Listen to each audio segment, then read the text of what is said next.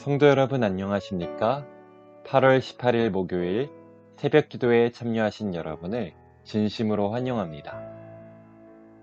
이제 바리새인들과 랍비들은 세리들 사이에서 식사하시는 예수님의 모습을 보고 제자들을 충동시킵니다. 마태복음 9장 11절입니다. 바리새인들이 보고 그의 제자들에게 이르되 어찌하여 너희 선생은 세리와 죄인들과 함께 잡수시느냐? 너희 선생은 왜 저 모양이냐? 이 말입니다. 그런데 다른 데 가서는 이 마태복음 15장 2절에 보면 제자들이 손을 씻지 않고 먹으니까 또 뭐라고 합니까? 당신의 제자들이 어찌하여 장로들의 전통을 범하나이까? 떡 먹을 때에 손을 씻지 아니하나이다 라고 말합니다. 이 말은 당신 제자는 왜 저 모양이냐? 이 말입니다. 예수님한테 가서는 제자를 비난하고 제자들한테 가서는 예수를 비난하고 있는 것입니다. 이것이 악의 본질입니다. 예수님과 제자 사이를 이간질해서 불화를 주장시키는 것이 사단의 정신이죠. 예수님께서 그 이야기를 다 들으셨습니다. 그리고 이렇게 대답하셨습니다. 마태복음 9장 12절로 13절입니다. 예수께서 들으시고 이르시되 건강한 자에게는 의사가 쓸데없고 병든 자에게라야 쓸데있느니라. 너희는 가서 내가 긍휼을 원하고 제사를 원하지 아니하노라 하신 뜻이 무엇인지 배우라. 나는 의인을 부르러 온 것이 아니요 죄인을 부르러 왔노라 하시니라. 참 감동적인 말씀을 주셨습니다. 너희같이 모든 것이 완전하다 생각하고 부족한 것이 없다고 생각하는 자들, 나는 그런 자들을 위해 온 것이 아니다.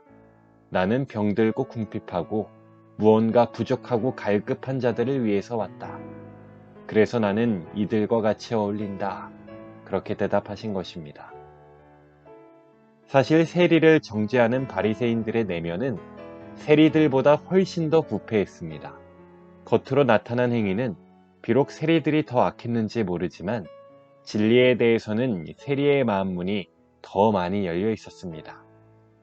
랍비와 바리새인들은 하나님의 말씀을 설명하는 사람들이었지만 말씀의 정신에는 무지했습니다.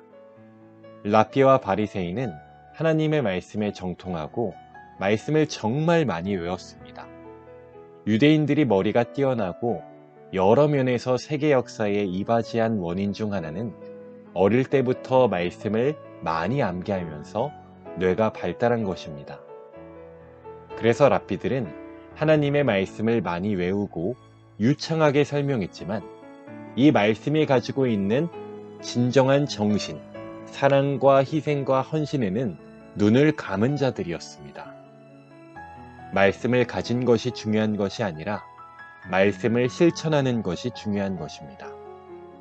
오늘 우리의 모습을 돌아보며 나는 과연 하나님의 말씀을 가진 자인지 아니면 그 말씀의 정신을 실천하는 자인지를 점검해 보시기를 바랍니다. 이어서 바리새인들은 예수를 반대하고 공격하는 일에 침례 요한의 제자들의 지지를 얻을 만한 단서를 잡았습니다. 사실 랍비와 바리새인들은 침례 요한을 좋아하지 않았습니다.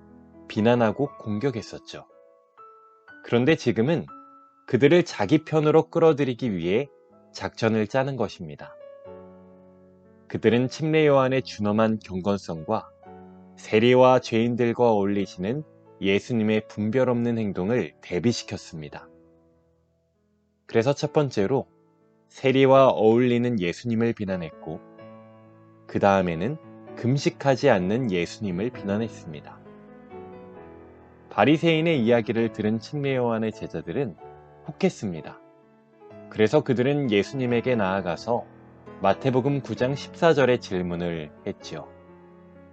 그때에 요한의 제자들이 예수께 나아와 이르되 우리와 바리새인들은 금식하는데 어찌하여 당신의 제자들은 금식하지 아니하나이까? 요한의 제자들이 바리새인과 한편이 된 것입니다. 예수님은 이렇게 대답하십니다. 15절입니다. 예수께서 그들에게 이르시되 혼인집 손님들이 신랑과 함께 있을 동안에 슬퍼할 수 있느냐? 그러나 신랑을 빼앗길 날이 이르리니 그때에는 금식할 것이니라. 이 말씀은 신랑이신 예수님이 십자가에 달려 돌아가신 후에 금식하라는 말입니다. 그 대답으로 이 문제를 종결 지으셨습니다. 바리새인들은 마음은 질투와 분쟁으로 가득 찼으나 엄격한 형식을 지킴으로 자신의 신분을 유지하려 했습니다. 이사야 58장 4절에서 5절입니다. 보라, 너희가 금식하면서 논쟁하며 다투며 악한 주먹으로 치는도다. 너희가 오늘 금식하는 것은 너희의 목소리를 상달하게 하려는 것이 아니니라. 이것이 어찌 내가 기뻐하는 금식이 되겠으며 이것이 어찌 사람이 자기의 마음을 괴롭게 하는 날이 되겠느냐. 그의 머리를 갈대같이 숙이고 굵은 배와 재를 펴는 것을 어찌 금식이라 하겠으며 여호와께 연락될 날이라 하겠느냐.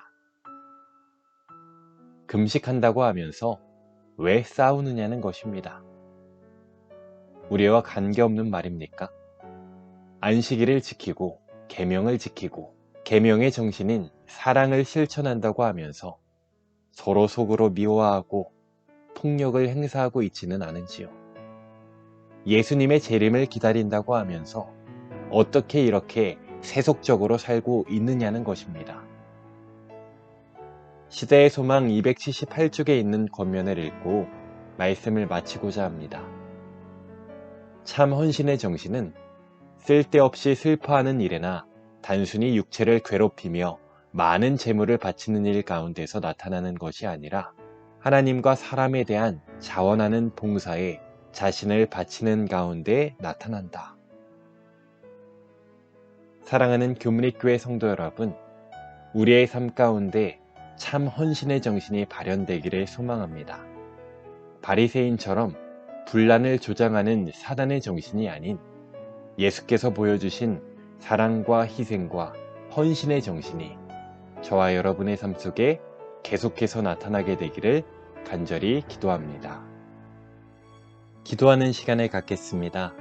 첫 번째로 우리 교회의 환우들을 위해서 기도해 주시기 바랍니다. 두 번째로 원로 여제사님들을 위해서 기도해 주시는데요. 오늘은 백행자, 신민식, 안성래 지사님을 위해 기도해 주시기 바랍니다. 세 번째로 개인의 기도 제목을 위해서 기도해 주시고, 네 번째로 코로나 회복과 우크라이나를 위해서 기도해 주시기 바랍니다. 마지막 다섯 번째로 우리 교회의 청년 선교회를 위해서 음악이 마칠 때까지 기도하시겠습니다.